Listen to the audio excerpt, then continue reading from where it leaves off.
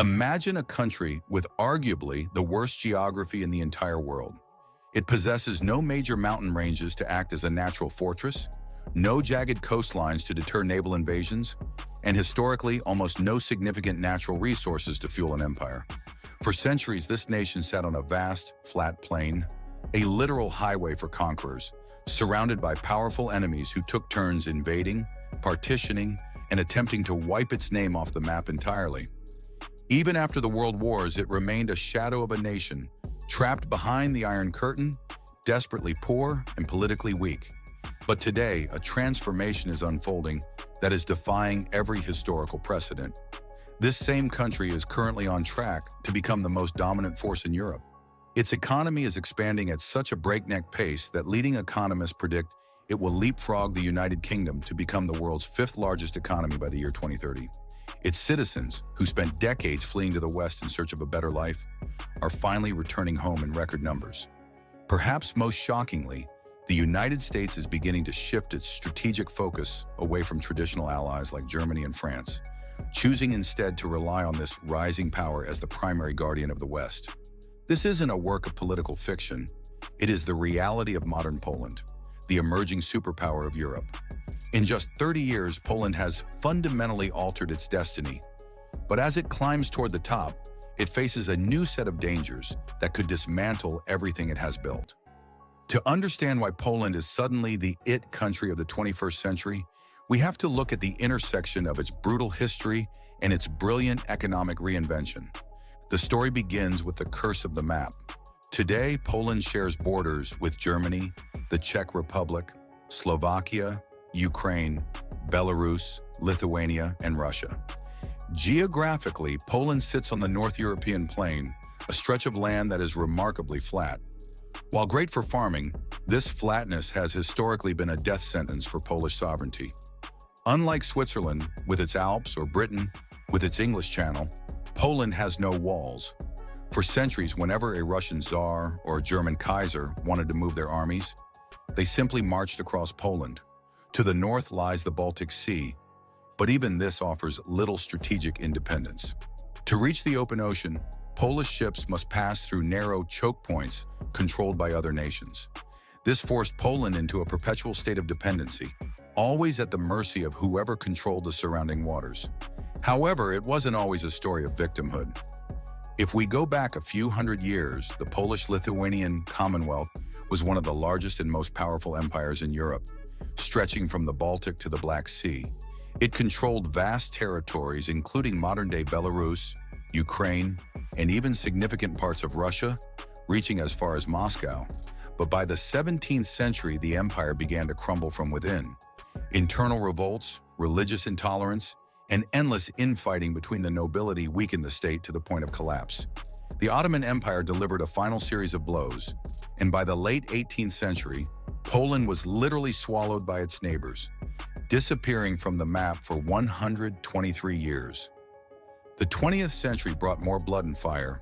Poland regained its independence in 1918 after the First World War, but the celebration was short-lived.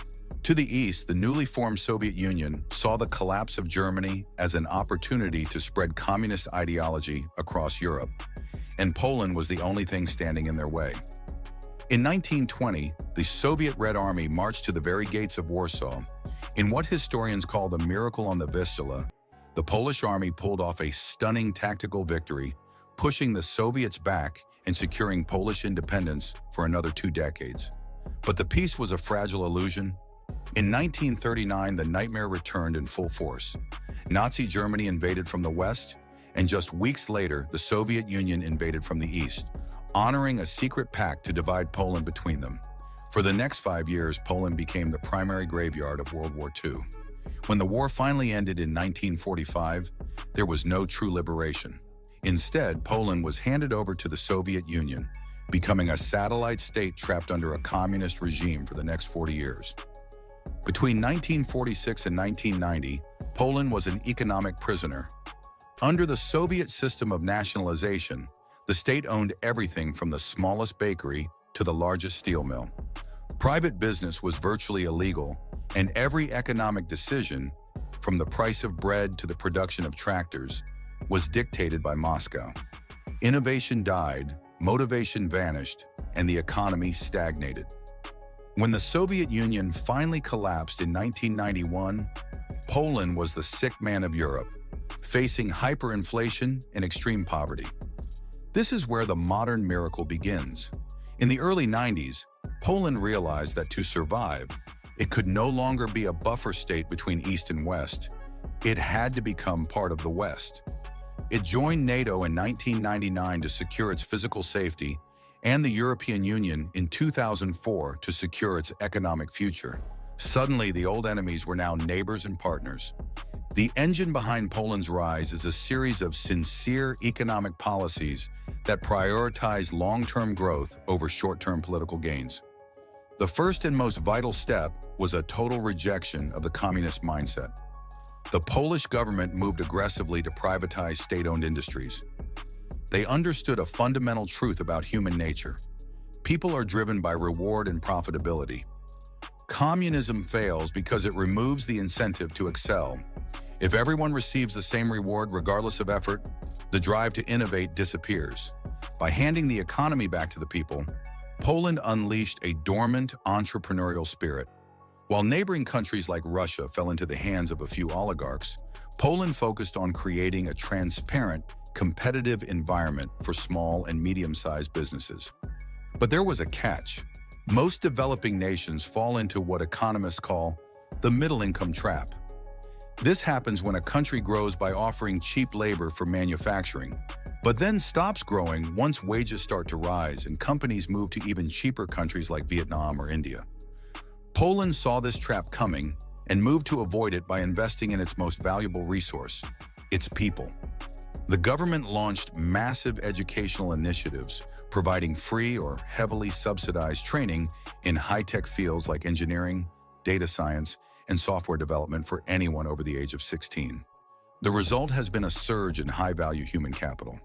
Today, Google, Microsoft, Intel, and Amazon aren't just opening warehouses in Poland, they are setting up massive research and development centers.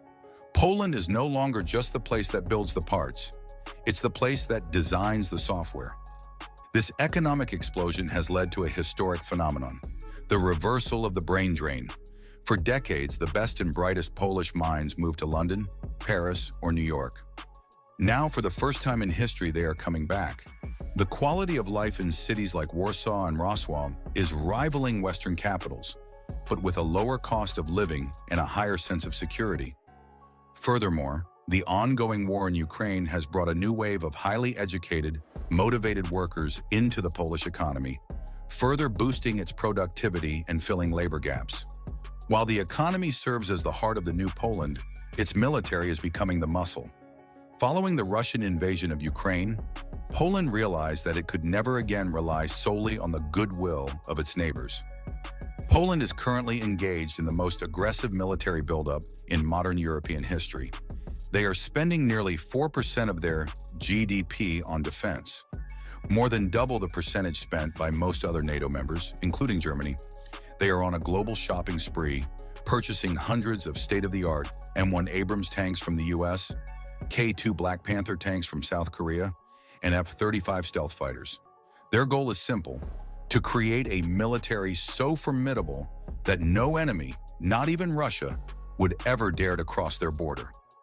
By 2030, Poland is expected to have the most powerful land force in the European Union, effectively shifting the center of European security from the west to the east. However, no story of success is without its shadows. Despite the staggering progress, Poland's miracle is currently facing two existential threats. The first is an economic vulnerability. Poland is still heavily dependent on foreign direct investment. Because it lacks the massive domestic oil or gas reserves of Russia or the centuries of accumulated capital found in the UK, its growth is fueled by international corporations.